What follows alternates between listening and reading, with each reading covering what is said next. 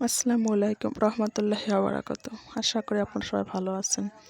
এই যে দেখুন আমার ছেলের লেখা কত সুন্দর, তাই না? মাশাআল্লাহ। আমার ছেলের লেখা আগের তুলনায় এখন অনেক সুন্দর হয়ে গেছে। বিকালবেলা এখন ওকে আমি একটু পড়াতে বসেছি। ওর প্রাইভেটের হাতের লেখা লিখতেছি। আর এখানে আমরা সবাই একটু বালিশ খেলা খেলতেছি, একটু মজা করতেছি সবাই মিলে। আমি ভিডিও করতেছি আর সবাই খেলতেছে। ছোটবেলায় কত আনন্দ খেলাধুলা করেছিলাম, তাই না? আর এই যে দেখুন আমার ছেলের সাইকেলটার অবস্থা। ও এখন প্রাইভেটে যাবে, কিন্তু সাইকেলটা একেবারে চলছে না। কি আর করার, ছেলেকে তো হেঁটে হেঁটেই যেতে হবে। সেই জন্য সে এই রোদের মধ্যে দিয়ে, প্রচণ্ড রোদ, হেঁটে হেঁটে চলে যাচ্ছে।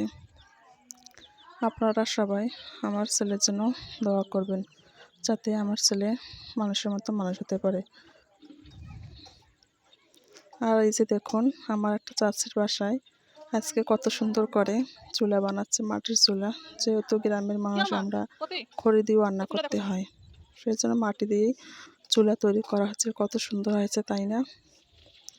কারণ গ্রামের মানুষ গ্যাস ট্যাস থাকলেও মাটির চুলায় বেশি পছন্দ করে। মাটির চুলা রান্নার স্বাদে যেন আলাদা রকম। আমরা এখন যতই গ্যাস রান্না করি না কেন, মাটির চুলা রান্নাটার মতো হয় না। আর এখানে কিছুটা পুঁইশাক রান্না করে নিচ্ছি, এটা ভাজি করব। আপনারা ভাজি করার সময় একটু লবণ দিয়ে পুঁইশাকটা বসিয়ে দিবেন। যখন একটু সিদ্ধ হবে তখন সুন্দর করে একটা ইয়া দিয়ে এরকম করে ঝেড়ে ঝেড়ে নেবেন। যখন দেখবেন একটু সিদ্ধ হয়ে গেছে, তখন এটাকে একটা ঝাপা, মানে যে কোনো জালিতে ঢেলে নিতে হবে। তারপর পানিটা সমস্ত নিচড়িয়ে ফেলতে হবে, যাতে পানিটা না থাকে। যখন নিচড়ে ফেলা হয়ে যাবে, তখন রসুন, মরিচ, পেঁয়াজ সুন্দরভাবে কেটে এরকম করে তেলে দিয়ে দিবেন। যখন এটা একটু কালার আসবে, তখন শাকটা আবার এর মধ্যে দিয়ে দিতে হবে। আপনারা একবার হলেও এরকম করে রান্না করার চেষ্টা করবেন, দেখবেন পুঁইশাক ভাজিটা অনেক মজা হয়েছে।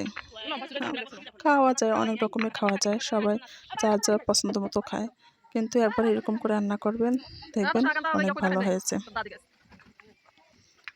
আমার মা রান্না করতেছে, মায়ের হাতের মজা সাথে যেন আলাদা রকম, তাই না? দেখুন আমি একটু তার জন্য ভিডিও শ্যুট করে রাখলাম। আর এদিকে আমার ছোট বোন আসতেছে আজকে। দেখুন এটা হলো আমার ছোট বোন, ও পেঁপে নিয়ে এসেছে, ওর গাছের পেঁপে, সেটাই আমি কাটতেছি। এই বিচিগুলো আমি ফেলে দেব না, এই বিচিগুলো আপনারা একটু মাটিতে সুন্দরভাবে বীজগুলো রেখে দিবেন, দেখবেন সুন্দরভাবে গাছ বাইর হয়েছে। এই গাছগুলো ধীরে ধীরে বড় হবে আর এরকম পেঁপে হবে। আমি এখন একটু পেঁপেটা সুন্দরভাবে ছোট ছোট করে কেটে নিচ্ছি। গাছের জিনিসের মজাই আলাদা, তাই না? আমরা এখন সবাই এটা খাবো। আমি একটু লবণ দিয়ে সুন্দরভাবে এটাকে মেখে নেব। কত কিউট লাগতেছে, তাই না? খেতেও অনেক মজা, প্রচণ্ড মিষ্টি। কিন্তু আপনারা সবাই আমাদের জন্য দোয়া করবেন। খোদা